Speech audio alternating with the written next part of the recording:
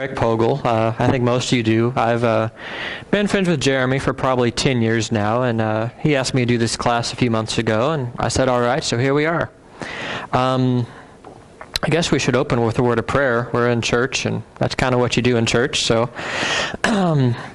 dear God, thank you for the opportunity that we can meet and have this class, Lord, and I'll keep it short, but please help me to be accurate in everything I say.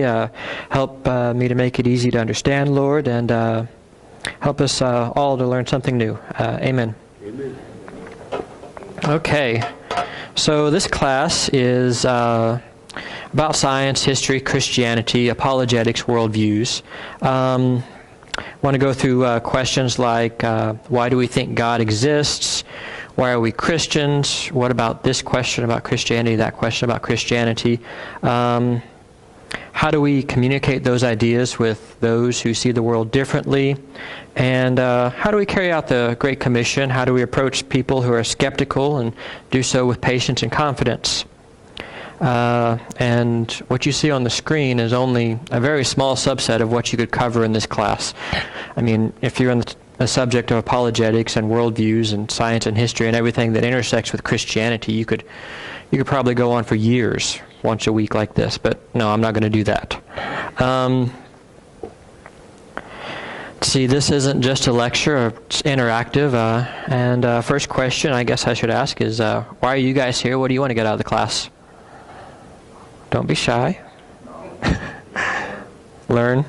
I guess the thing that I want to is I want to be able to approach people more with more knowledge of what, because you think if somebody asks you, well, why are you a Christian? Why do you believe in God? I think that sounds like an easy question sometimes, but yeah, it may not be. So you don't know how much knowledge they have, so you need to know. That's one of the things that made me start to get interested in these topics a few years ago when I first started reading about them. Anyone else? Yeah.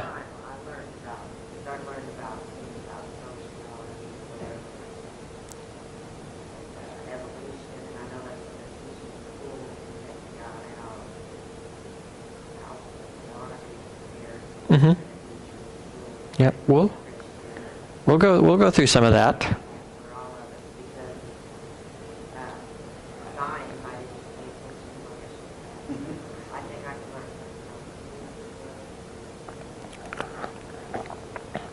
All right. Oh, yeah, Jeremy.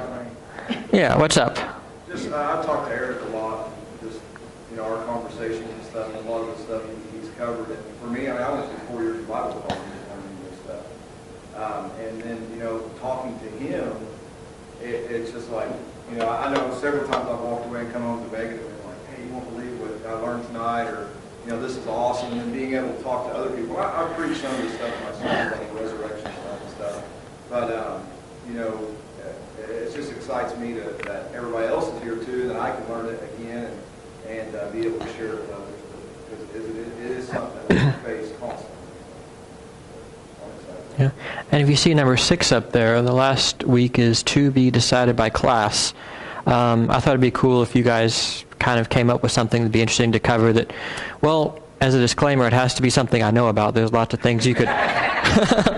Like I said, apologetics and worldviews is a very broad topic, and there's lots of things you could ask that I just wouldn't know enough to talk about. But we'll get there. We'll figure that out. We still got 5 more weeks before we have to decide that. This week, we're going to cover just an introduction. We're going to talk about apostasy in the church, believing because of faith, because of emotion, or because of evidence. I have a preference for the latter.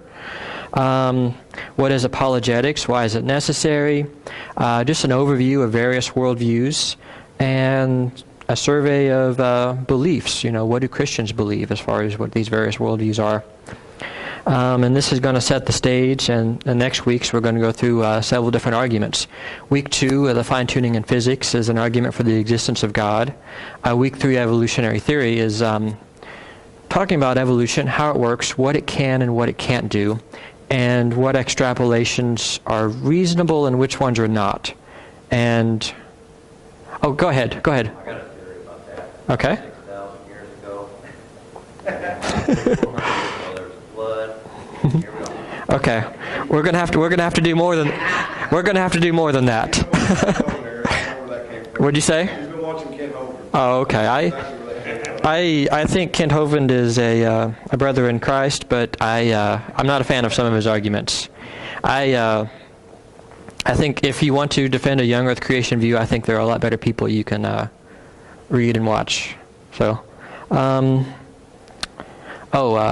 design and biology. You know, a lot of Christians will say, well, evolution doesn't work. Well, therefore God made everything. Well, evolution not working is half the story. I think you also need to go into look at biology, look at how things are put together, and say, is this more expected under design or under evolutionary theory? And that's what week 4 is going to be about. Week 5, the resurrection, New Testament, the history surrounding it. And like I said, week 6, we don't know yet. We'll figure that out. All right, so let's get to some disclaimers. My clicker is not working.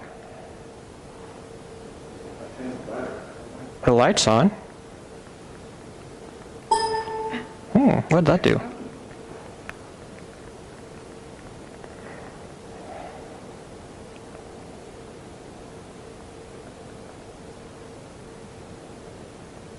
There we go.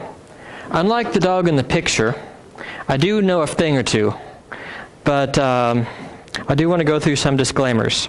I'm not a scientist, I'm not a historian, I'm not a philosopher, and I'm not a theologian.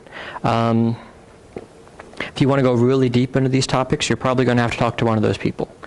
I've read a thing or two. I really enjoy learning about this stuff, but I'm not the end-all of end-alls when it comes to knowledge in these topics. My education, I went to IUS in New Albany. I studied computer science and math, which doesn't intersect a lot of the things I'm going to be talking about. And I said, I don't know the answer to every question, but usually when I'm confronted with something challenging and I look into it myself, I end up satisfied with what I find. We're not going to... it's very hard to prove something beyond any possible doubt. In this class, we're going to go through what is the best explanation given the data we have. And for me, that's enough for me to be a Christian, for me to believe God exists and to be a Christian. What I go through are my own views. They may not represent Little York Church. They probably do in most cases. But maybe so, maybe not. Like I said, this is an interactive class. If you disagree with something I say, raise your hand and let me know it. But hopefully we can still be friends.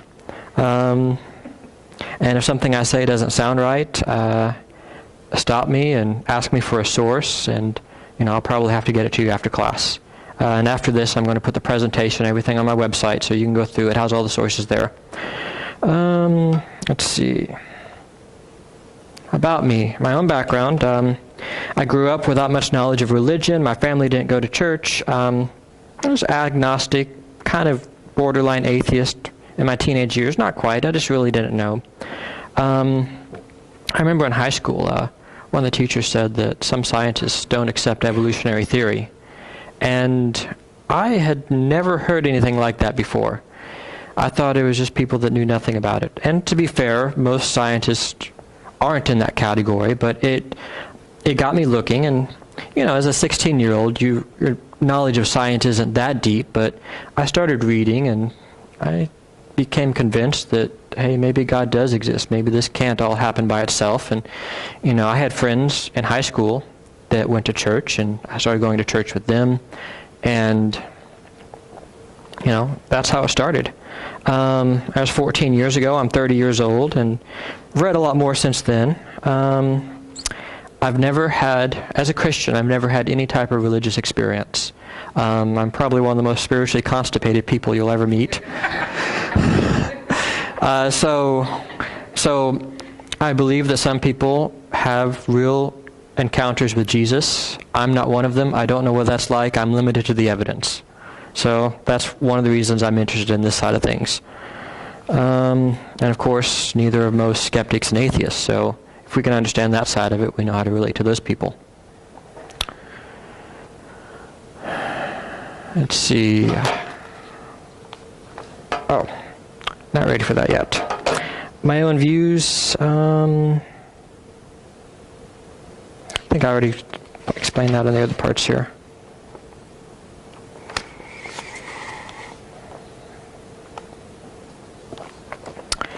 I think God exists. I think biology has good evidence of design. I think, and I'm going to go into all this later. This is just so you know what I believe, because I'm going to go into it talking about a lot of the other side of things, and I don't want you to think that I necessarily agree with those. I'm just sharing what other people think. I think humans and apes do not share a common ancestor. I don't know how old the Earth is. I've seen good arguments for both sides. That's something I need to learn a lot more about before I come to a decision there. I think the Bible supports, if you read it, it supports a young Earth, but maybe there's room for interpretation too, I don't know. And I think the evidence for Jesus having risen from the dead, in terms of just history, you take the Bible, you treat it like any other historical document, as 27 various sources in the New Testament. I think on historical grounds that it's hard to dispute that Jesus rose from the dead. If Jesus rose from the dead, then he's probably from God, because no one else can do that, and therefore the things he taught and the things he endorsed, such as the Old Testament, would be true as well. So that's why I'm a Christian. Let's see. I need to learn what button to push. Any questions so far? Okay. Wanted to talk about apostasy in the Christian church. If you guys haven't paid attention and looked around a lot of kids grow up in the church. They become 18, 20, 22, and they don't come back again. Let's see, according to the Southern Baptist Convention in 2001, they said they lose between 70 and 88% of the youth after their freshman year in college. That's a lot. I'll try and read it up here so I can see it better. 70% of teenagers involved in the church group stop attending church within 2 years of high school graduation. George Barna said in 2005 that if this continues within 10 years, and hey, we're almost there, church attendance will be half the size it was in 2005. I haven't looked at more recent numbers, but that was his projection in 2005.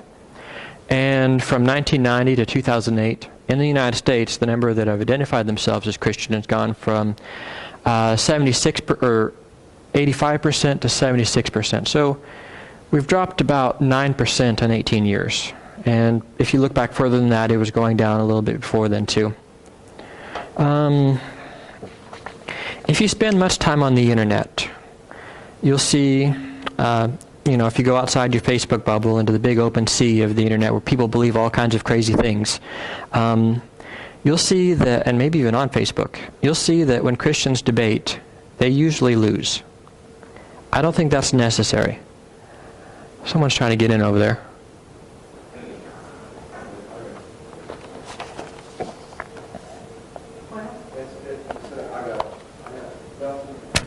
Oh, okay. Other people see these things, they see the arguments from the side, and they say, well, Christians don't really know what they're talking about. Christianity must not be true after all. And a lot of times when you go on the internet, people are behind a username. They don't have their real identity. And when you're like that, you can say what you really believe. Sometimes in real life, especially in communities like ours, it can be a taboo to be an atheist or a skeptic. But when I go online, I see a lot more skepticism than I do among people in real life. And I think a lot of times I even see a lot of forum posts from atheists saying, well, everyone thinks I'm a Christian, I'm not really. They're just connected because of their communities, their families, and their friends, and if they give that up, they lose all of that. But they keep it a secret because, it's socially convenient. Sometimes I even see atheists who they'll come to a Christian forum and they'll make a post, say, I'm an atheist. I don't believe anything you guys believe, but I need a community. Is it okay if I come? So, I don't know. I'm not sure what you do with that. Yeah. What kind of a site are you looking on when you did that? Like, what are you... I spend a lot of time on Reddit, which is a rather liberal site. I do debates there. I want to read one profile of a Christian deconversion. when I go online, I see these over and over and over again. And this is what this guy wrote. It was about a year ago that I saw this. I saved it because, hey, I thought maybe I'll teach something like this someday. What he wrote was, I was a really devout Lutheran Christian, even through the end of high school. I didn't really like going to church service itself, but I really enjoyed the youth group and all the God stuff that went along with it. At college, in artificial intelligence systems class, we were taught about pathfinding, and one of the types of pathfinding was evolutionary algorithms. Hey, this is one of the areas that touches on what I studied, computer science. If you have questions about evolutionary algorithms, we can talk about that later. He goes on, he said when he's programming this, you can make a random path and iteratively through multiple paths. I'll skip all the technical part here. And he's talking about how the evolutionary algorithms make sense. I'd always been someone who understood how gene frequency could change in a population based on natural selection, and maybe every now and then an odd mutation could help make you taller or something like that. But evolution, no, that was fairy nonsense. Although this time in college, as opposed to when I took biology in high school, it seemed to me a little less far-fetched. I decided to do more research on evolution and found out that it was all actually very plausible, and it fit with the evidence we had. Then something sort of clicked in my head, and I was like, wow, it's possible there just isn't a God. I now consider myself an anti-theist, since all I search now for is truth, and have observed that what the church says really isn't truth, as well as observing what religion can do to people. An anti-theist is someone who doesn't just not believe in God, but they take it upon themselves to deconvert other Christians because they believe that religion is harmful, Christianity makes people believe silly things, and they think the world would be a better place if Christianity didn't exist. So, what are some of the reasons why people believe? Any questions so far? Okay. Okay. Which way am I going? Oh, here's another slide. I didn't know about that one. Sociologists Christian Smith and Melinda Lundquist Denton said they found the main reason that students leave Christianity, leave faith, was because of intellectual doubt and skepticism. 32% fall in that category. You know, some of the responses they got, it didn't make sense anymore. Some stuff is too far-fetched for me to believe. I think scientifically, and there's no real proof, and there's too many questions that can't be answered. And of course, you know, there's other reasons too. This isn't the only reason. Christian morality conflicts with what you want to do. Or some people are just too busy. They don't want to tithe. They don't want to come to church on Sunday mornings. I'm not going to focus so much on those reasons. That's outside the scope of this class. So what are some reasons Christians believe? Some Christians believe because of faith alone. In my view, I don't go with that. On the screen is Mary Schweitzer. She's a paleontologist and she's a Christian. And she was interviewed in Discover magazine in 2006. And what they wrote about her was, to Schweitzer, trying to prove your religious beliefs through empirical evidence is absurd, if not sacrilegious. If God is who he says he is, he doesn't need us to twist and contort scientific data. The thing that's most important to God is our faith. Therefore, he's not going to allow himself to be proven by scientific methodologies. Well, I mean, if Jesus comes to you, I count that as evidence, as not faith. Because that's an experience that you have, and you know, some people may not believe it happened, but that's something real that you experience. I think in Mary Schweitzer's view, it causes Christianity to become kind of something that just exists in our mind and something that's disconnected from the real world. And if it's disconnected from the real world, it doesn't have real world applicability. A few things about Mary Schweitzer, and I consider her, I disagree, but I consider her a fellow sister in Christ. This isn't trying to badmouth her or anything like that, but in contrast to me, she believes in evolution. She believes all life on Earth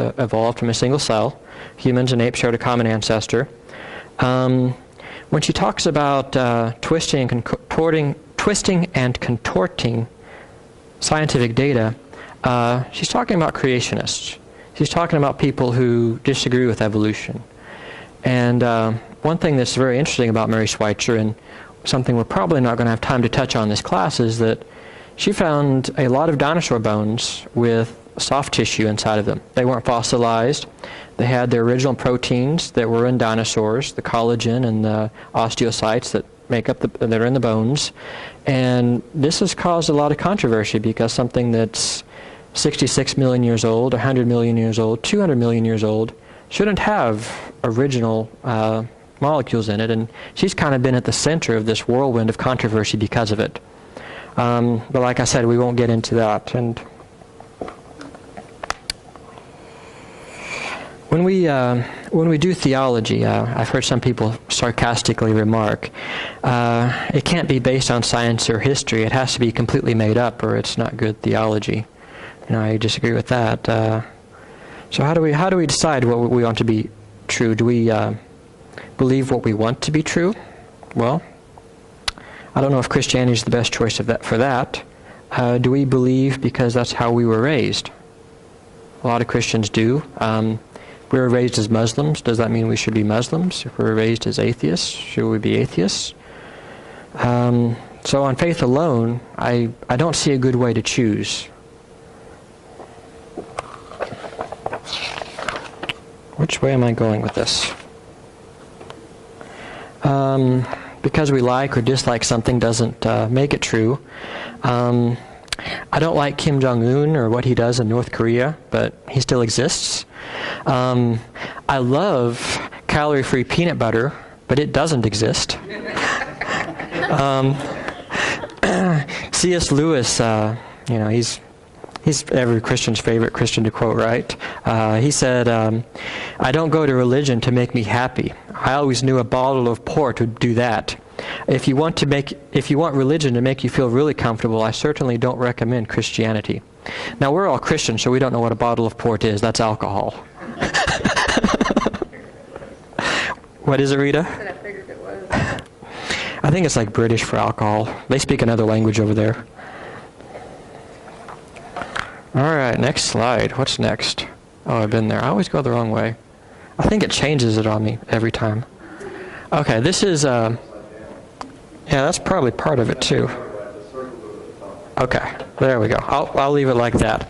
All right, this is Vishal Mangalwadi. I don't know, that's not how you pronounce his name, but I'm going to call him that. Christianity Today said he was the foremost intellectual in India. And one thing he says is that, or reports about, in 2011 I visited 2 classes at a Christian university in North America. I asked both classes, how many of you would still believe Christianity if you found out tomorrow that Christianity wasn't true? That is, God never became a man, Jesus didn't die for our sin, or that he didn't rise from the dead. And 12 hands went up in each of the classes of about 25 and 45 students. He goes on to say, these sincere and devout students had grown up in Christian homes, gone to church all their lives, and studied in Christian schools. Some of them had even been at Christian university for 3 years. They respected their elders who taught them that Christianity was all about faith and little concern for truth. And he says that Christianity lost America because 20th century evangelicalism branded itself as the party of faith. Secularism, science, university, media, became the party of truth. And that's one reason that 70% of Christian youth give up meaningful involvement. He thinks that's one reason why 70% of Christian youth give up meaningful involvement within the church when they grow up. If you all disagree, let me know. Like I said, these are my views. J.P. Moreland, you guys have probably heard of him. Instead of standing up and doing the hard work of responding to critics, Christians opted out and said, it doesn't matter what the facts say. I feel Jesus in my heart, and that's all that really matters to me. So we opted for a subjective pietism instead of hard thinking on the issues, and therefore we lost our place in the public square. Now, I think I want to add a disclaimer. Christians really feel Jesus in their heart. That's an important thing, but it's hard to convince other people on that alone. You know, sometimes you can get them to come to church, they feel the same thing, they become saved. That's a really good thing, but I don't know if all people can be reached that way. Some people need the hard questions answered first. Hey, William Lane Craig, he's a well-known Christian apologist. It's not just the scholars and pastors who need to be intellectually engaged with the issues. Laymen need to become intellectually engaged. Our congregations are filled with people idling and intellectual neutral. As believers, their minds are going to waste. One result is an immature, superficial faith. People who simply ride the roller coaster of emotional experience are cheating themselves out of a deeper and richer faith by neglecting the intellectual side of the faith. Hard words, right?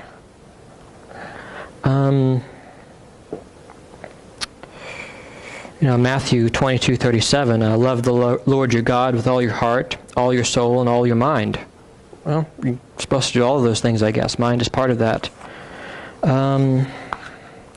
Talked about faith. What about... I'll just play this video.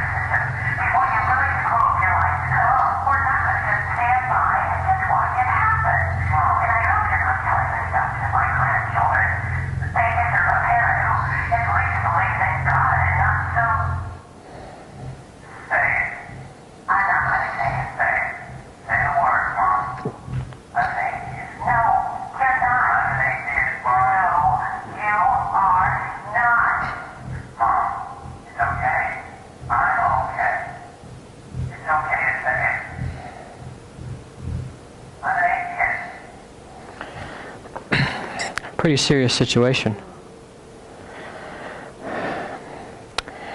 That actually came from a promotion for a group that calls themselves the Thinking Atheist, and they probably wouldn't approve of me using it here, but I did. So oh well.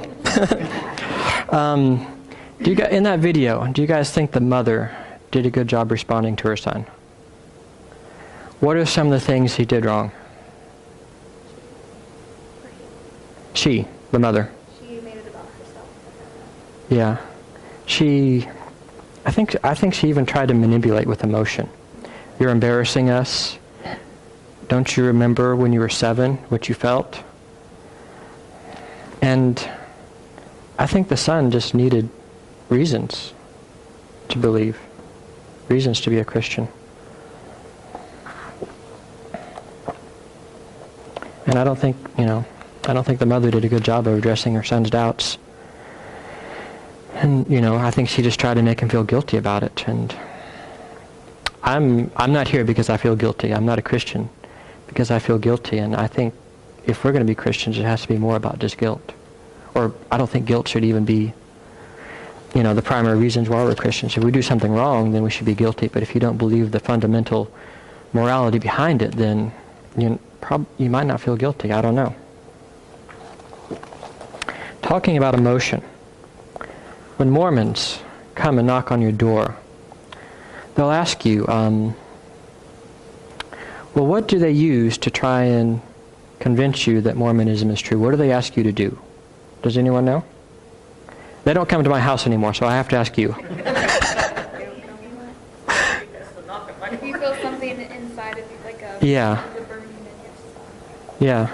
They'll ask you, it's based on what you feel. And, maybe there's some truth to that, but I don't think that's enough alone, because if it were, then I don't think lots of people would become Mormons. So I don't think that can always be a reliable way to know truth just on the feelings.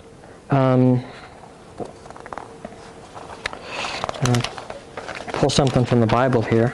I haven't talked much about the Bible. I probably should. Jeremiah 17:9, the heart is deceitful above all things and beyond cure. Who can understand it? I think emotions have, taken us all down the wrong path before. Anyone ever had a crush on the wrong guy or girl?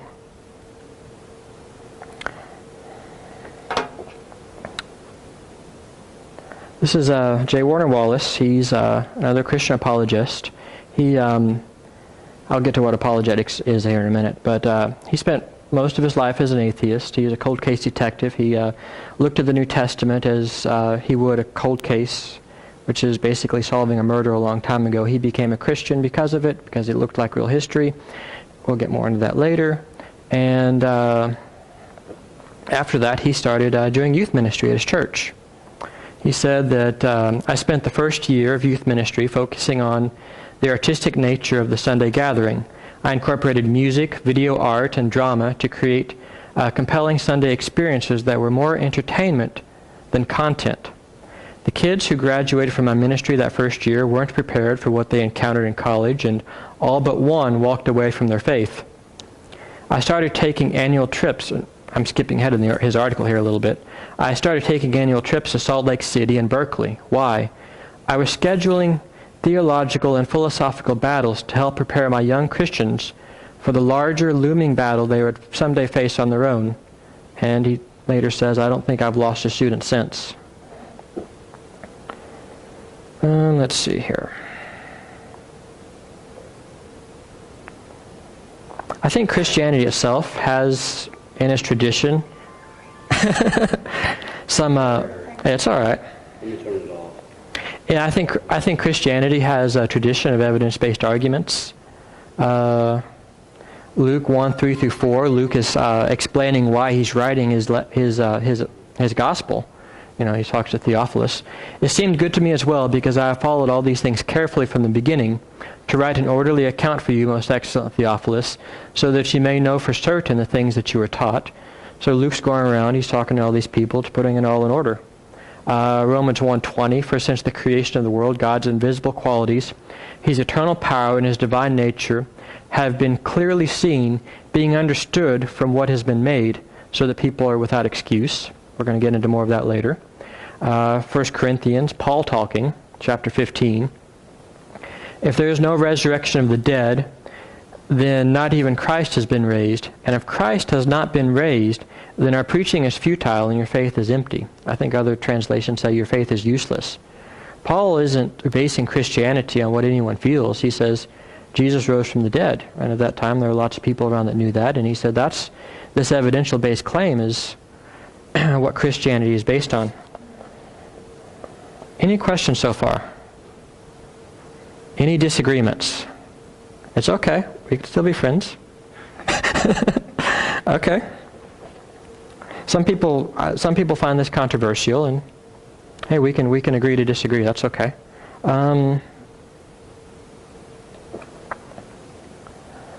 Is that the next one? Is that one supposed to be next? Yes, it is. Okay, very good. We're on track. What is apologetics? I've used that word a few times without explaining it. Apologetics is reasoned arguments or writings in justification of something, typically a theory or religious doctrine. That comes straight from the dictionary. It comes from the Greek word whatever that is, apologia, which means to give a defense. And it has nothing to do with being sorry. That's kind of an unfortunate interpretation of it sometimes. People people misunderstand and think Christian apologetics is apologizing for things Christians have done. It's not that at all. It has nothing to do with that. Okay, Nick Peters. More talking about the necessity of apologetics. Picture you had a son or daughter who takes a job somewhere where you had concerns about them walking to their car in the parking lot. What are you going to do? You might ask the police to keep a watch on the area, but they can't be there 24/7. What else could you do? You might say, I'll give my children mace, or I'll enroll them in a class so they can carry a concealed weapon, or I'll have them learn karate. Why? You want your children to have a fighting chance if they come against enemy opposition. Picture you have a son going to the military. Your officers tell you that they're about to fly overseas and go and fight the enemy. You ask if your son has taken any courses in combat to prepare for the mission. And the officer tells you, nah, we don't really think that's necessary. We just figure if we give them a gun, that they'll know enough to be able to protect themselves. I suspect you'll be calling your congressman or senator before too long if that's the case. Yeah, we want to send our kids into the lion's den regularly and do so without giving them basic protection and apologetics. All right, so Christianity has a PR problem when it comes to evidence. This is how atheists see us. Don't laugh at it, it only makes it worse. Don't laugh at him, it only makes it worse. I don't know if you guys went to the Facebook page of this class, but one of my friends posted a comment there. He said, he was talking about the reference to this class, because reading one book is much easier than reading a bunch of hard books. Does anyone know what he was talking about? Bible. Yeah. Christians just read the Bible and they don't want to study the real world and what really goes on. That's what he was saying. Don't worry, we're still friends.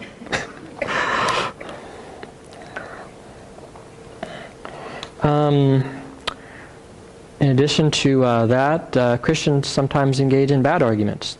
Arguments that aren't supported by evidence, but they get passed around. And I think part of it is that bad arguments are popular because they're easy to understand, and sometimes the good arguments take a little homework. They're hard to understand. Here's some bad arguments. We went through just have faith.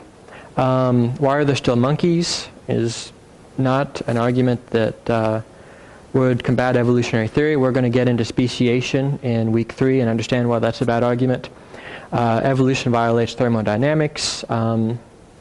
Evolution is just a theory. Well, that's just an argument about what you call it. That doesn't matter. That doesn't affect whether it's true or false. Darwin recanted on his deathbed and said it wasn't true. That's not really supported by evidence. And even if he did, then that doesn't affect whether evolutionary theory is true or false. 60 years before Darwin came up with evolutionary theory, William Paley, another philosopher, he wrote in one of his books talking about variation in organisms and the strong surviving and the weak not making it, and things that sounded a lot like evolutionary theory, and he dismissed them because he thought they were too implausible. So just because someone thinks of it and then they later dismiss it doesn't affect whether it's true or false. There's no beneficial mutations. Every now and then there is a mutation that is helpful. That's not enough for evolutionary theory. There's a protein that's shaped like a cross. Proteins are little things that make up cells. There's probably somewhere between 20 and 100,000 different proteins in the cells in our body. They come in all different shapes. One of them is kind of wiggly, and sometimes it'll be in the shape of a cross. Louis Giglio, who I consider a brother in Christ, and who's probably good to listen to on a lot of things, that was one of the arguments that he put forward, but I don't think that's in itself really a really good argument.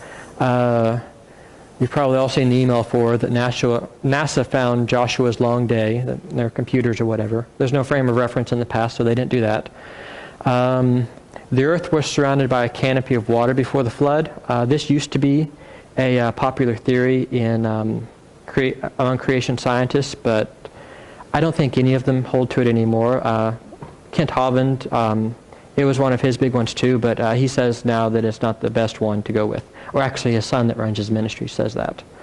The problem was that if there's water in space, it would cause a very strong greenhouse gas effect, and all the models had the temperatures being like 300 or 400 degrees on the surface of the Earth. So that's why that didn't work. Noah's Ark has been found. If it has been found, no one has really brought back good pictures or evidence of it.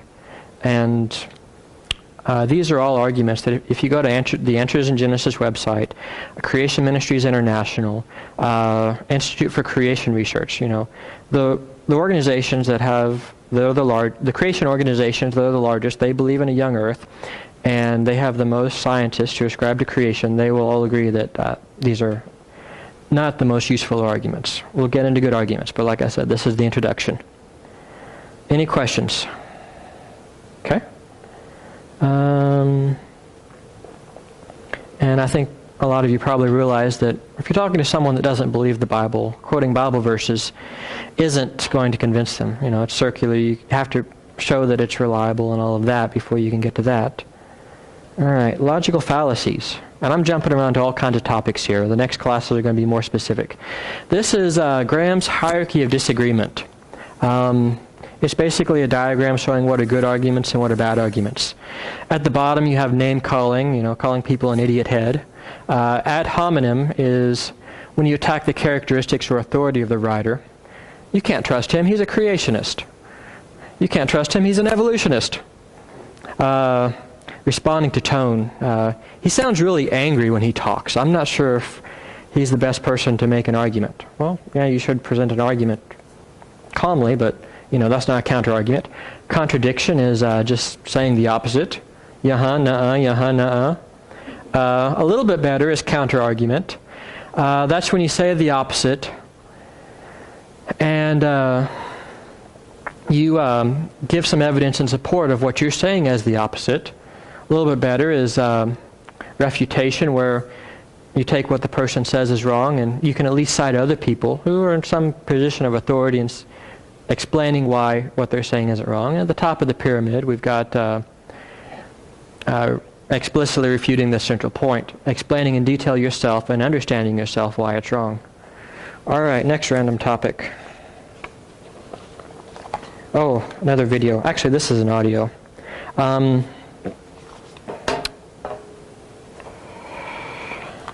In addition to bad arguments, another bad thing that we Christians do is we run into battle and we're completely unprepared.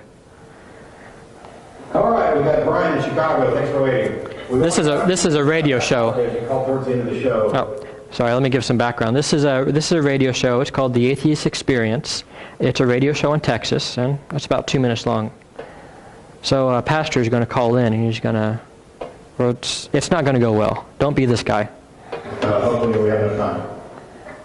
Okay, I just wanted to get to the point real quick. My brother called a few months ago and was completely convinced by you guys and loves you guys. And for making me watch your videos. I'm a pastor of a small little church here in Chicago, and he's there begging me to call. So my point is that I disagree with your whole burden of proof thing, because the way I see it is God has written himself on everyone's heart. And you probably heard the anecdote of the guy at boat, and another boat comes by and says he's waiting on God to save him. Yeah, sure. I sent you a boat, a helicopter, etc. Why are you here? I keep that secret.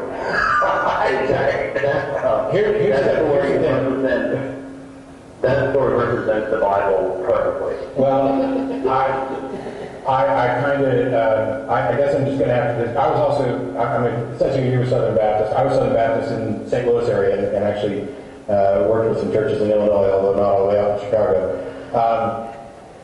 So you disagree because you're convinced, probably because of Romans 1, that everybody knows that God exists. Yes. Yeah. Why do you believe Romans 1? Because of the Bible. Okay, why do you believe the Bible? I wasn't necessarily prepared for that particular question.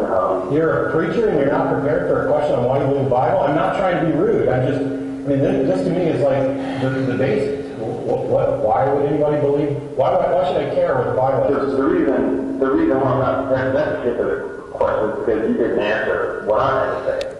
Oh, I'm sorry. I might have missed a question. What was the question? Because all I heard was you saying you disagreed. I was trying to make a point to you. It wasn't necessarily a question. My point was... Well, then how can you accuse me of not answering your question if you didn't answer the question? Your point is that everybody knows that God exists, and I don't agree with that. And I'm asking you to prove that it's true. It's not proving that it's true. Then we are never prove that it's true. Then we are in impasse. And thank you for acknowledging that you can never prove it's true, which demonstrates it's irrational. I'm going to have to ask you to call back because we've run out of time. Thanks everybody for tuning in. Enjoy your Memorial Day weekend, and I will be out next week because of the debate, but somebody will be here. Okay.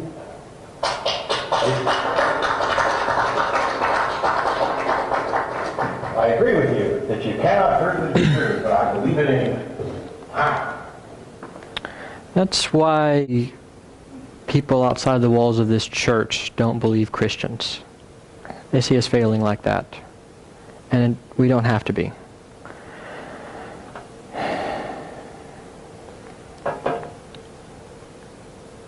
We've all heard 1 Peter 3:5, always be prepared to make a defense to anyone who asks you for a reason for the hope that's in you, and do it with gentleness and respect. Mark Twain, he wasn't a Christian, but he had some nice advice. It's better to keep your mouth shut and appear stupid than to open it and remove all doubt.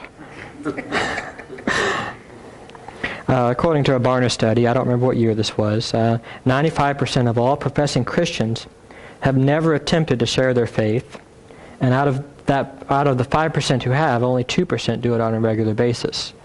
I think we're all afraid to be that guy, right? Well, like I said, this class I hope was the beginning of that. Come back next week. I'm not done yet. I'm still going more of this, but next week is when we go into the first argument for the existence of God. Okay, so that's apologetics. Let's talk about worldviews. What do different people believe? As far as, on the Christian atheist spectrum and everyone in between. Okay, atheism, naturalism.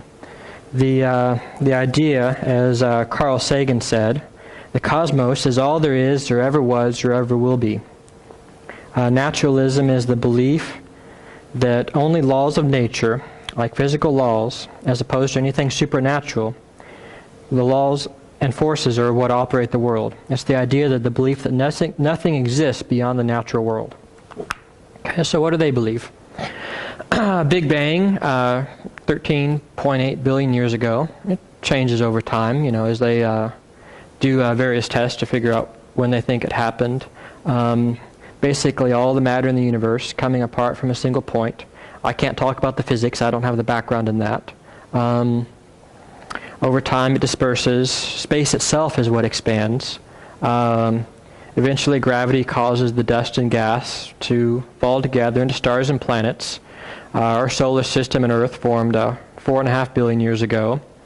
About 4 billion years ago, chemicals, by chance and or necessity, came together into some pretty simple, self-replicating molecule.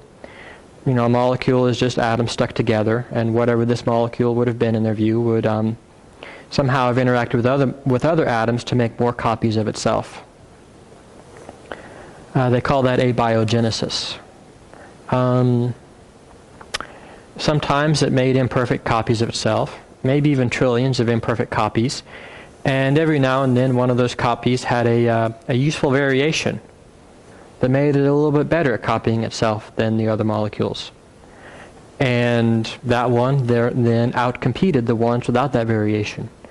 This cycle happens over and over again, 1,000,000 times over, and eventually this thing, keeps growing more complex. It might be a little bit long. One copy might be a little bit longer. This one might be a little bit better than its others. It'll outcompete all those. Repeat that cycle 1,000,000 times, growing in complexity until you have a cell.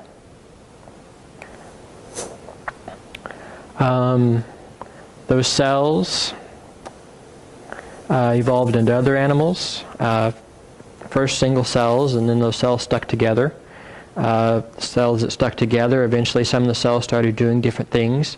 You had specific cell types: skin, brain, nerve, bone, all that, muscle.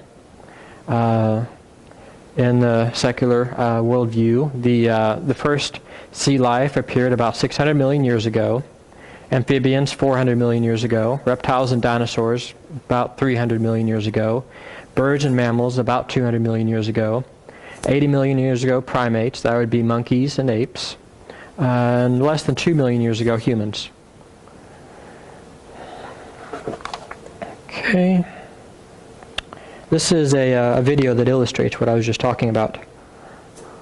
Oh wait, this is, let me do the video first. Let's see, we got molecules coming together, in this one they just start with the cell. They didn't do everything I just said. Cell has a nucleus, cell divides into more cells. You've got different cell types doing different things in some very simple organism.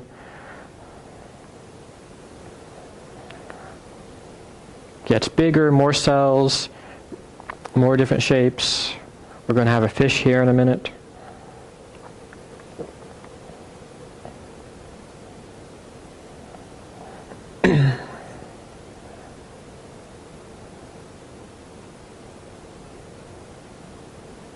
Amphibian,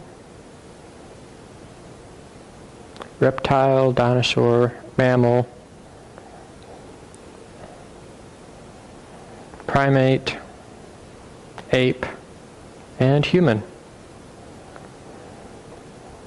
So in the secular atheistic worldview, these are some of the animals, creatures, that would have existed in the past along the evolutionary timeline.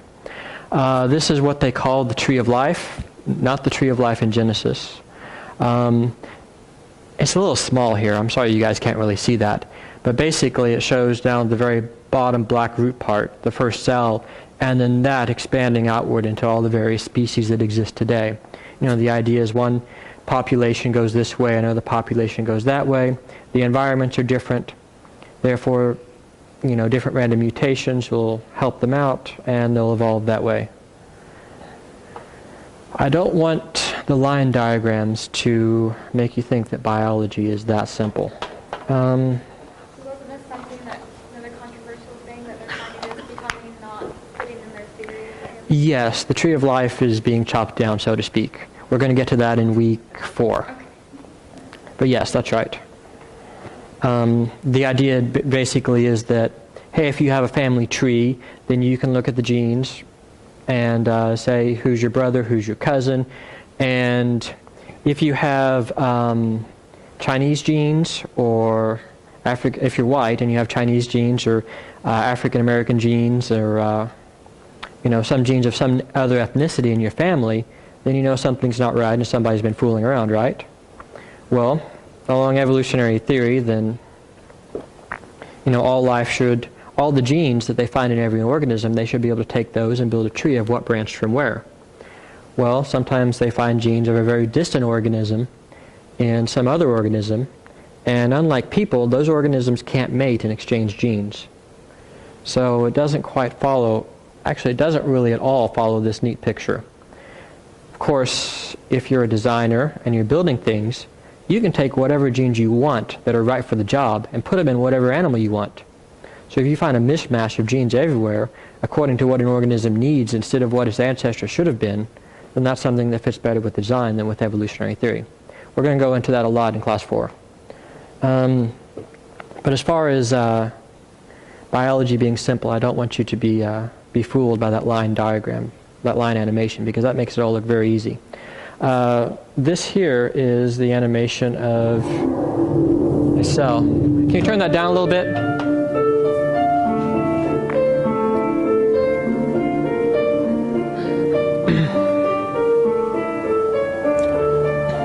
All the little balls you see are little atoms. They're stuck together in molecules. It's made of all these different machines that interact to do everything in the cell. I'll stop talking.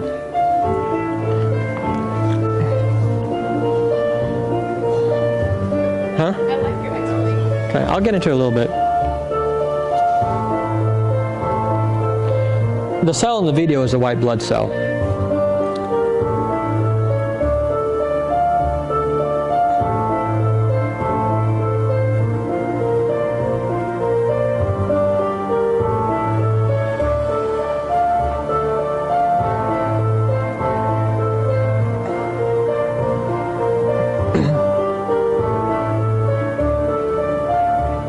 All of these things are like magnets. They have electric charges to make them stick together.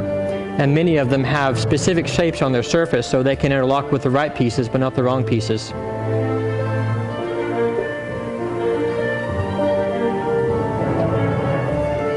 It's an orchestra that conducts itself. That's one of the machines that takes things to various places where they need to go in the cell. Well, that was.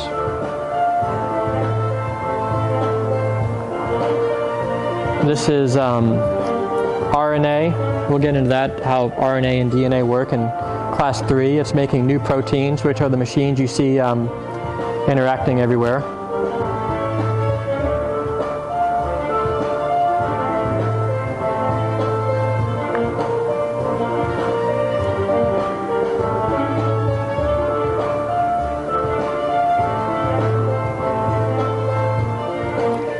And I cut it short because it's a little bit long. That video comes from, where does it come from? Somewhere at Harvard. I've completely lost my place. But in that video they left out 90 to 95% of what's going on in a cell so you could see what's happening. And you know, some cells are a little bit simpler than, or somewhat simpler than white blood cells.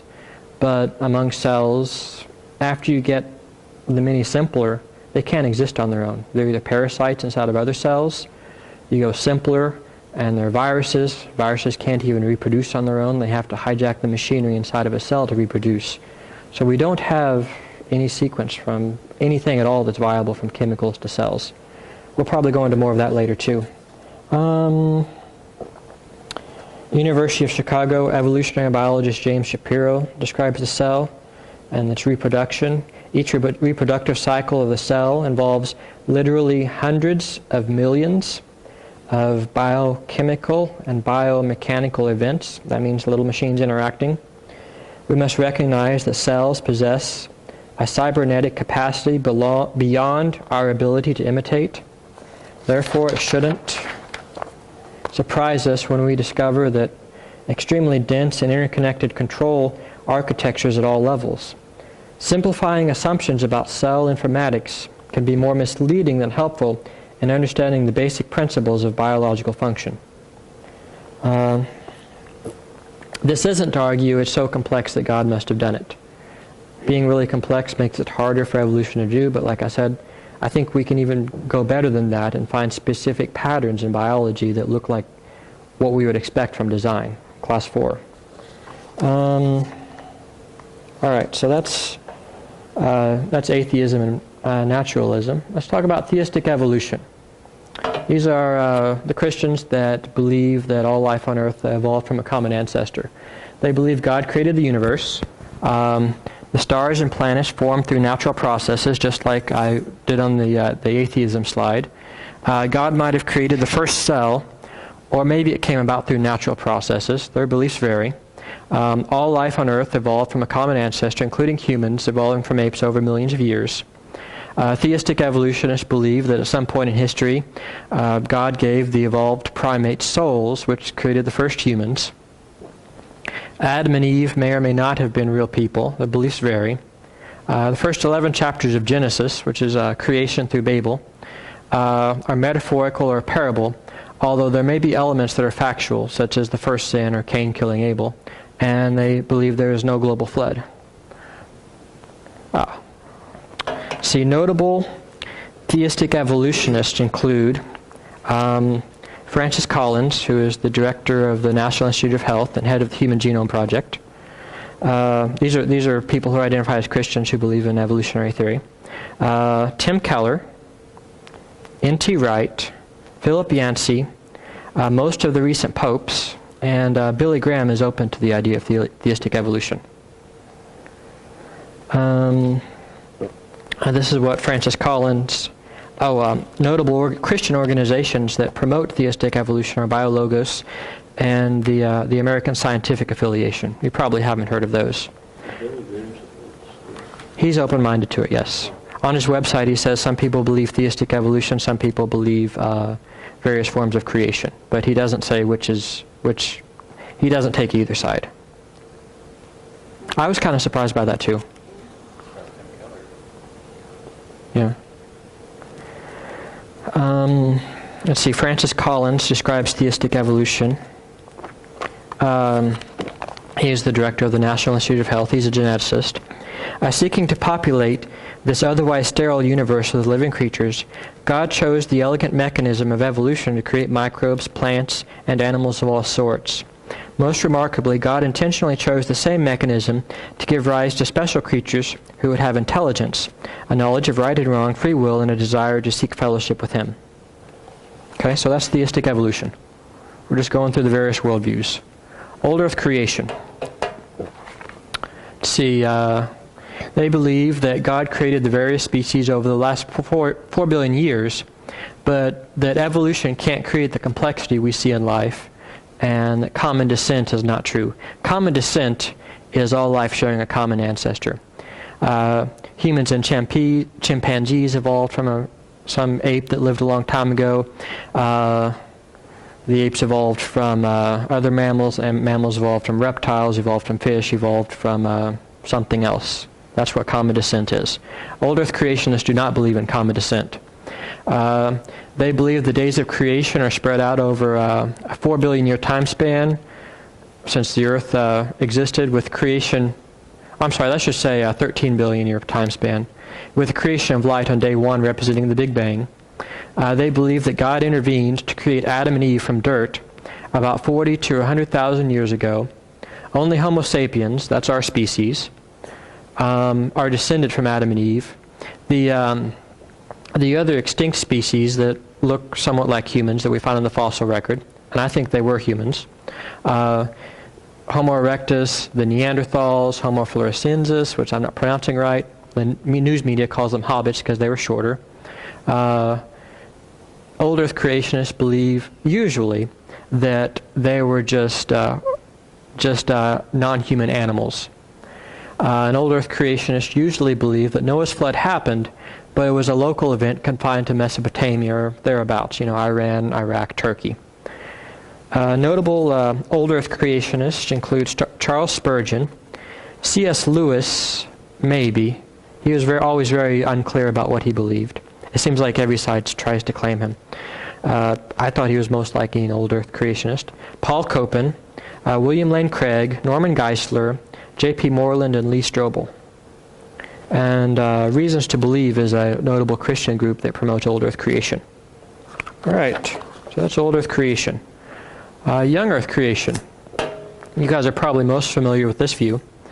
The Earth and the whole universe were created about 6,000 to 10,000 years ago, with everything created during a little 6-day period of creation week. Humans, dinosaurs, trilobites, and everything else were all alive at the same time. Noah's flood was global and was responsible for the sedimentary deposits all the way from the Cambrian geologic layer up to the top of the Cretaceous, which is about a mile or 2 deep going to the ground, and perhaps other layers as well. Many young Earth creation geologists believe that during the year of the flood, or before the flood, there was one large continent, and some very catastrophic process caused the breakup of that continent very suddenly. And during the year of the flood, it broke up and the continents violently moved to their current positions, sending seawater sturging everywhere. Remember in Sri Lanka, what was it? The plate dropped a few meters, a few dozen meters, just underwater, and it sent a tidal wave that killed millions. Well, imagine that times a million. And the young Earth creation view, the young Earth creation geologists say that, you guys know about plate tectonics, right? Where the Earth is made of different plates, and along the edges they're cracked, and that's where the earthquakes and volcanoes usually pop up. Well, in one young Earth creation model for the flood is called catastrophic plate tectonics. In this model, something, don't know what, volcano, whatever, God causing it, caused one of the plates start to move. It went below another plate, and this part of the plate that went below it was colder and denser than the magma around it. If you put something dense and something less dense, what does it do? It sinks. So, because that was there, because it was cold and dense, it kept pulling down and down faster and faster. The further it went down, the more of it was there, the stronger the force, and that's what would have caused the plates to move so violently. During this time, what used to be part of the continent might have gone completely under another plate. Some plates might have risen up, others go down.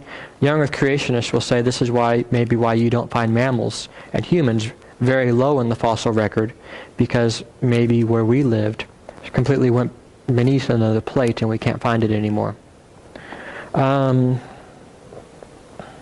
Notable young Earth creation groups include, I mentioned some of these already, Answers in Genesis. That's the one that Ken Ham is in charge of. You probably saw his debate with Bill Nye earlier this year, which I thought neither of them did a very good job debating, but that's just my opinion. Creation Ministries International, they're probably the largest, and also Institute for Creation Research. And between theistic evolution, old Earth creation, young Earth creation, there's a lot of varying views. There's also young life creation. That's the idea that the universe itself is old, the Earth is old, but all life on Earth happened recently, within thousands of years. And I won't go through Christians that are young Earth creationists, because there's a lot of famous people to name. I didn't make a list. Okay, still doing all right on time, I guess. I planned for an hour and a half. I hope that's okay. Any questions so far? I've been through a lot. I had a teacher tell me one time that the older Earth creation view is actually older, or the older Earth creation view is older than the young Earth creation. But I looked and I could not find anything to support that. Yeah. Among church fathers, around the time of Jesus and before, it seems like almost everyone believed the earth was thousands of years old. Now, in the past several decades, there has been a resurging interest in young earth creation. And there's what people call the modern young earth creation movement. That's when some of the scientists, not very many of them, most scientists are not young earth creationists, some of them got involved in the movement and started many of these ministries. And when people say that, maybe that's what they refer to. I don't think there's a lot of historical support for old Earth creation before 300 or 400 years ago. Any other questions? I went through a lot. Yeah. Oh, yeah. Homo, I guess I should just describe what these are. Homo erectus, if you go with the conventional dates in the fossil record, goes back to about 1.8 to 2 million years. They walked completely upright. Their skull sizes were about 900 to 11 or 1200 cubic centimeters. Today, humans range from 800 to 2200, so they're within the modern range. They had a thicker skull. They had no chin, generally thicker bones, and sometimes they had brow ridges on the skeleton, the very large eyebrows. And I think they had I can't remember. There's a few other distinguishing features, but if you found that if you found a Homo erectus skeleton in the ground, unless you'd studied anthropology, you probably wouldn't be able to tell the difference between that and a human. Neanderthals, if you go with the conventional dates in the fossil record, they go from about 500,000 years ago to 30 million years. I'm sorry, not half a million years to 30,000 years. So more recent. Their skull sizes were generally larger than humans. Their eye sockets are a little bit bigger. Again, no chin. Brow ridges, walked completely upright. None of these species walked with a slouch or anything like that. No evidence that they were tree dwellers or swung from the trees. Their shoulders weren't built like that. Their legs were longer than their arms. That's us. That's us. Yeah, that's humans. I'm a Homo sapien, and I'm sapiens. I'm proud of it too. Among Neanderthals, something really interesting in the past few years is we now have Neanderthal DNA. We found some in the cave, we've got from the bones, and something very surprising we found about Neanderthal DNA was that they're more similar to some humans than what some humans are similar to other humans. Which... Is there a lot of DNA with bananas too? That depends on how you want to count similarities. With DNA, it's... Oh, whispering. I know you're talking about me.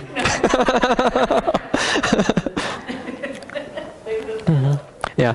With DNA, a string of DNA is coiled up inside the middle of a cell.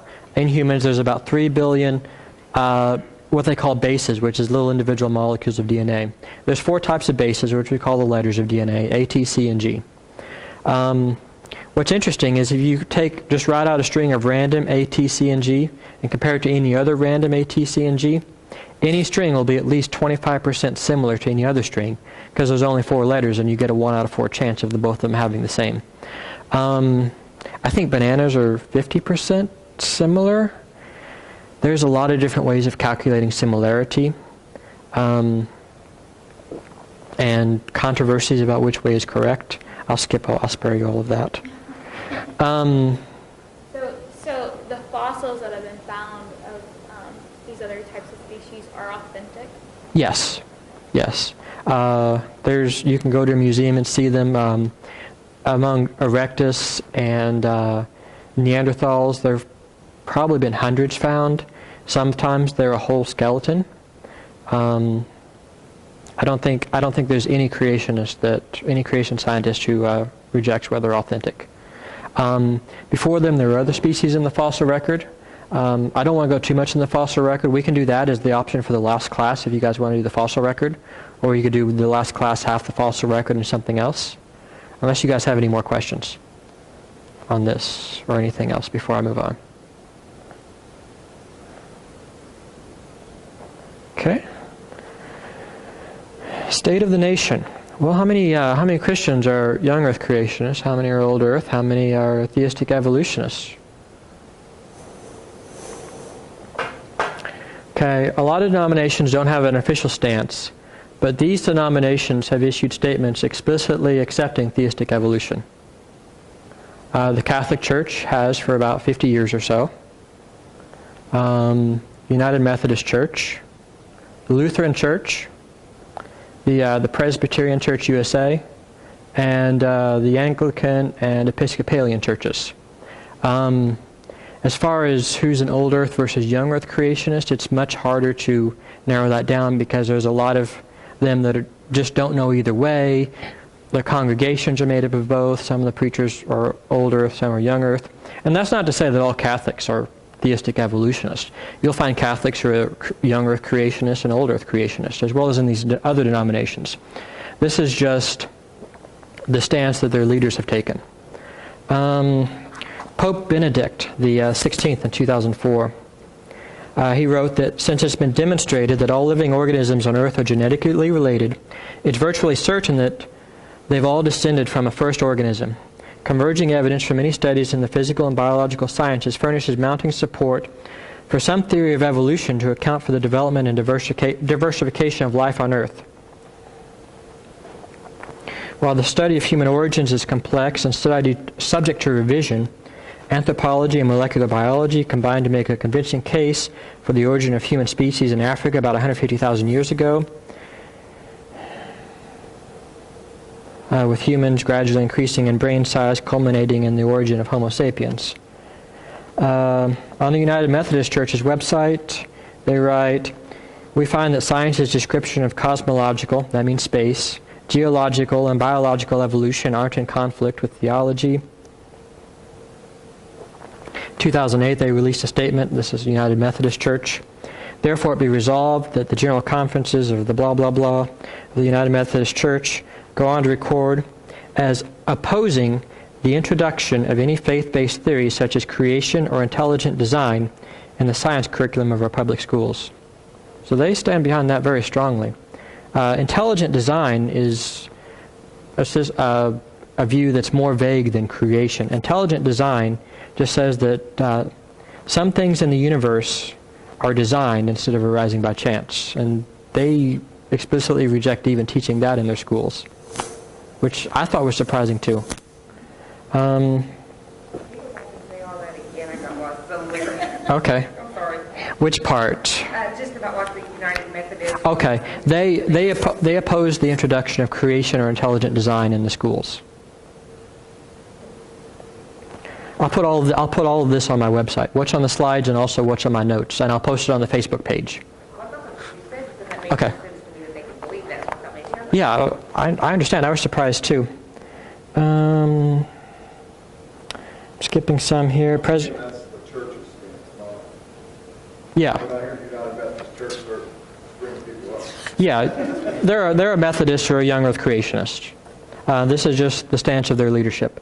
And the United Methodist Church, I think, is it just one denomination of Methodists, or? Okay. Presbyterian Church USA, it's not the only denomination of Presbyterians, but it's the largest in the United States. In 1969, they said, we conclude that the true relation between evolutionary theory and the Bible is that of non-contradiction, and our position of 1886 and several other years through 1994 was an error and no longer represents the mind of the Church. By numbers, the majority of Christians in the world belong to a denomination that accepts theistic evolution. Would you repeat that? Yeah. No, by and large. Oh, sorry. Oh, on the Presbyterian Church, yeah. They're basically saying, before we thought creation was true, but now we changed our minds, and we were in error. So they're not theistic? No, Presbyterians are theistic.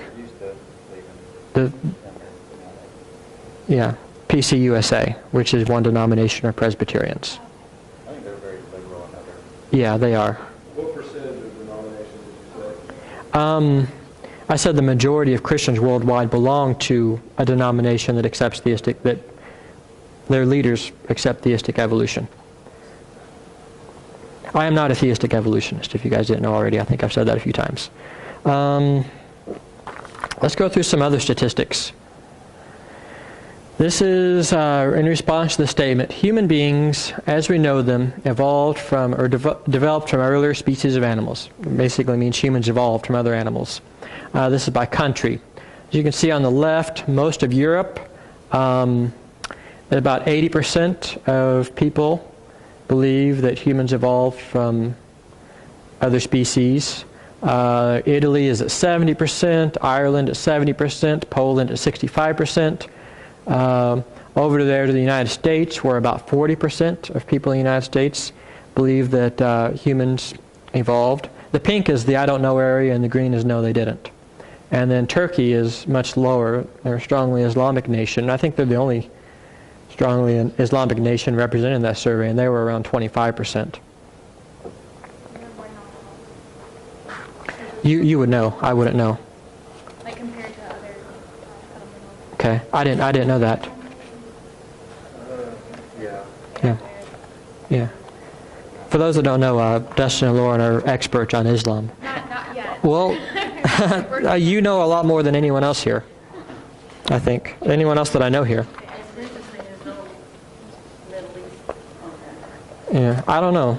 I don't remember who did this survey, or I can find out later if you need to know. Predominantly Muslim nation, but it's not. Blue is do believe in evolution. Green is don't believe, and pink is don't know. It's like more of the modern. They probably couldn't do surveys like this in the Middle East. That's a good point. I didn't think of that. But you don't have a lot of Asian countries or South American countries represented there either. I don't know. I didn't do the survey. Or Africa, yeah. I forgot about that one. All right. We're getting toward the end here. This is belief in evolutionary theory by age. Can anyone spot a trend here? What was that? Yeah, more young people believe in evolution. It doesn't matter what you believe, I've got your kids. There was somebody said that sometime, somewhere. Okay, wait. All right. How about a trend here? This is belief in education, belief in evolution by education level. Can anyone spot a trend here? More education, more belief in evolution. Yes. That's why a lot of people think Christians are dumb. Yeah. So, The uneducated are the Christians, so therefore they yeah, are talking. that's exactly right. There was another survey. Just imagine another bar to the, or another set of bars to the right. That's practicing scientists. Among practicing scientists, 55% are atheists, 40% believe that God guided evolution, and 5% are young Earth creationists. One flaw in that survey is they didn't have a category for old Earth creationists. So that's somewhere with the 40% or the 5%. I don't know. But either way, I think acceptance of evolutionary theory is higher among practicing science than just the postgraduates. Well, that also speaks to what you started out with, was they, the lost person going to church. Mm-hmm. And when they lose that interest in church, they grab what's popular, Yeah. in my opinion. Or maybe it's the other way around. Pardon me? Maybe it's the other way around too. They become convinced that evolutionary theory is true, and that God is superfluous. I think it goes both ways. When I leave my Facebook bubble and I go into the bigger internet, and I talk about creation, design, and biology, I am opposed by other Christians who tell me that what I am teaching is embarrassing. They don't want non-believers to know that some Christians don't believe in evolution, and they believe that it's a hindrance. I disagree because I think it's one of the stronger evidence. I think design and biology is one of the stronger evidences. Back to week 4 again, we'll get there. And I think I make... So you don't believe in evolution, you mean from, like, the benchmark of... Yeah. I believe evolution happens, but I don't believe that evolution can create what's been attributed to it. I don't think evolution can create a man from an ape. Because I think some people think, oh, they hear evolution and they think it's just one word Yeah. covers all of it when there's actually a bunch of variations. Evolution happens. It just happens extremely, extremely slowly. And a lot of times what you see is that it destroys faster than it can create. We'll get into that in week 4. Maybe week 3. Week 4 is going to be a long. Well, it seems like everyone's questions are about evolution, and that goes to week 4.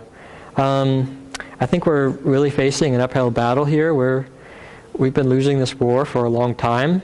In my view, theistic evolution doesn't make sense because evolutionary theory isn't supported by scientific evidence. Even if I wasn't a Christian, I wouldn't accept evolutionary theory just because I don't think the data is there to support it.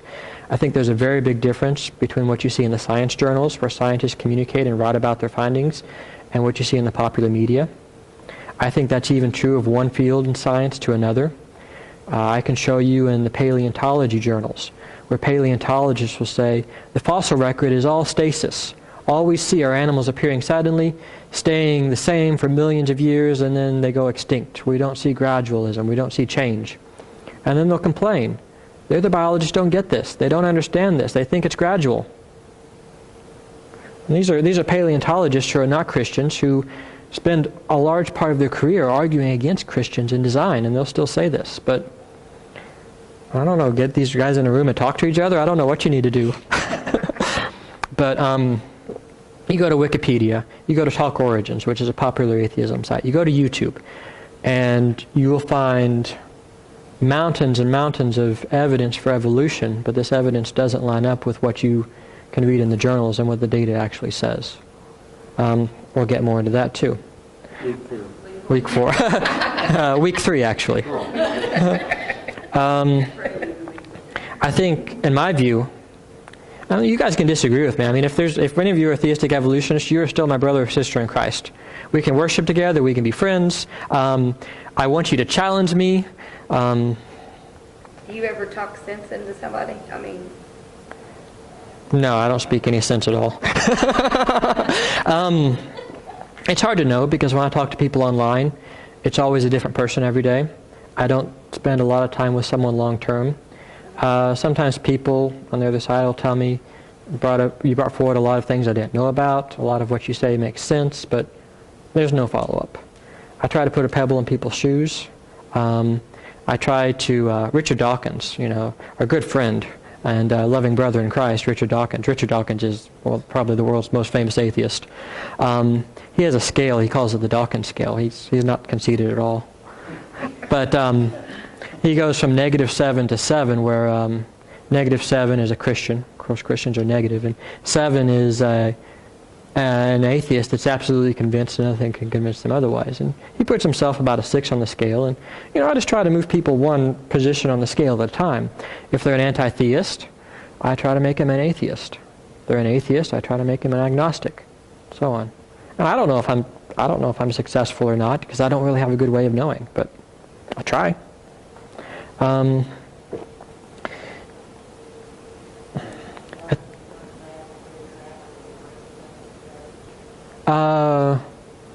I'd have to remember what all of those represent. I'm definitely convinced that God made the universe. I'm definitely convinced that biology is design and common descent is false. I'm definitely convinced Christ rose from the dead. I'm agnostic on the age of the earth. I haven't studied that enough to know. I need to study geology. I know nothing about geology. And I guess for me, I'm just one of those stubborn people that has to know it inside or out before I have a view on it. Well, yeah, I'm definitely a Christian. Yeah.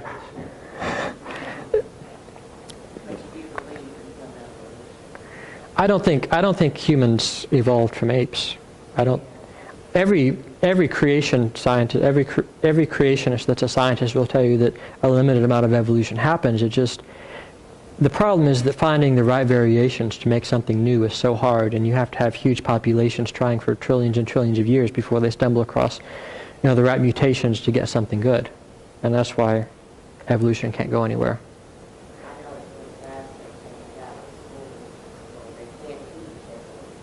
Mm-hmm.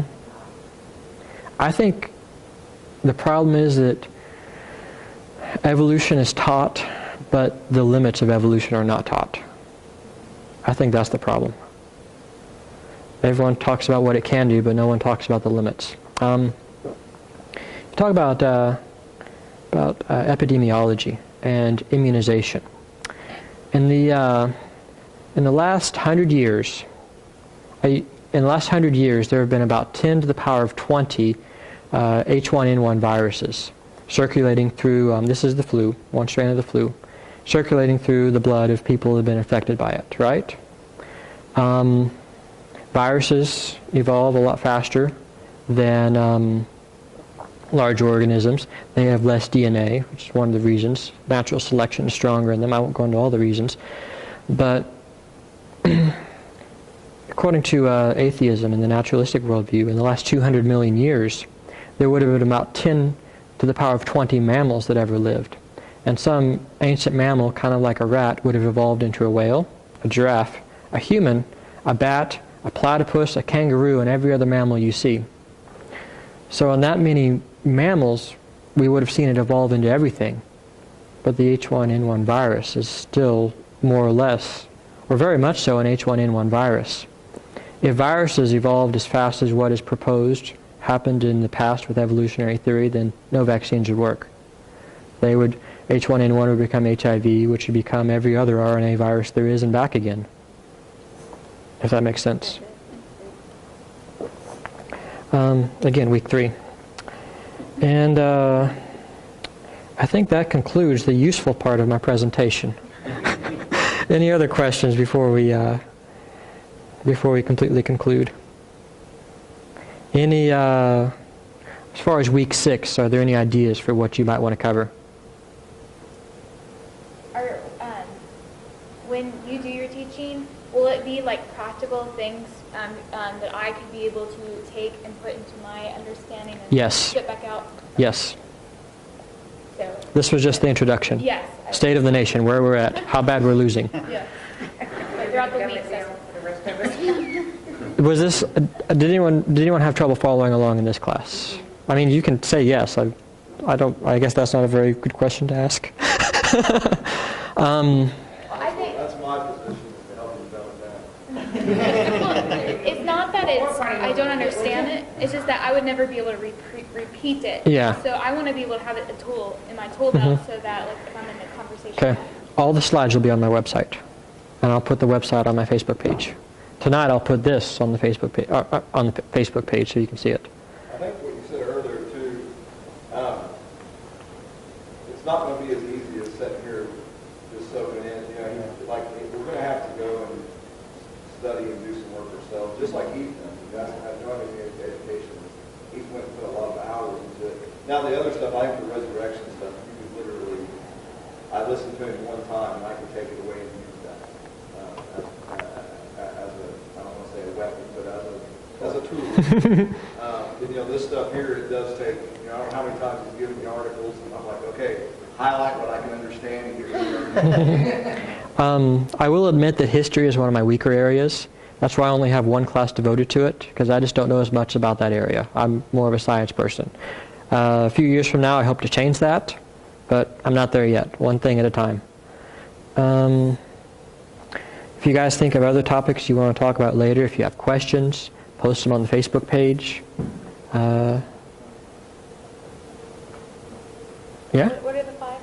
The 5 topics? Okay, well this was 4 topics actually, because this was introduction. Fine-tuning in physics, evidence that physics itself was designed by a higher intelligence.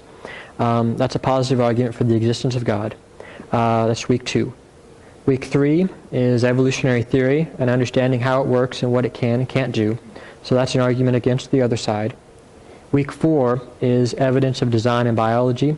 I want to go through 3 patterns we see in living organisms that would be expected if they were designed. They're the same type of patterns we see in things we design, but they are the opposite of the way that evolution would work to create them. Week 5 is the resurrection and New Testament and history surrounding it. Yeah, whatever you guys want to choose. All right, that's the end. Thank you. I think so too. Spoke Spanish.